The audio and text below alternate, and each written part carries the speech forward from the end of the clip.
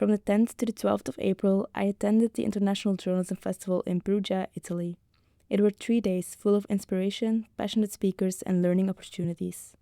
To me, the second day was the most inspiring. This day started with a panel called Lessons from Feminist Investigative Journalists Around the World, moderated by Mona El-Tahawi. On this panel, independent investigative journalist Neha Wadekar talked about how hard it can be to sell feminist investigations to an audience. Afterwards, I got the opportunity to talk to Neha about how to deal with editors turning down journalistic proposals because they're too feminist or activist. I think you're a better journalist if you look at the world through an equal lens, right? And you're not looking at it through the lens of a man or the lens of patriarchy.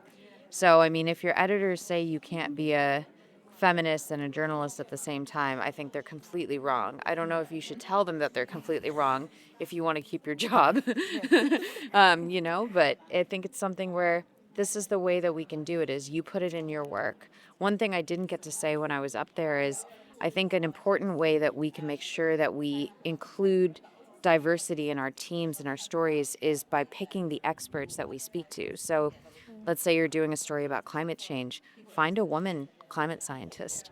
Make sure that we keep putting women front and center. And even if your editor may not even notice, right? But all of a sudden, all of the experts in your story are women. That's a small form of resistance. And I think those are the kinds of things we can do to continue to put women's voices first. You don't need to tell your editor everything you're doing. You just do it. You interview women, you do stories about women, you pitch, and you always find that angle. People care about money and power.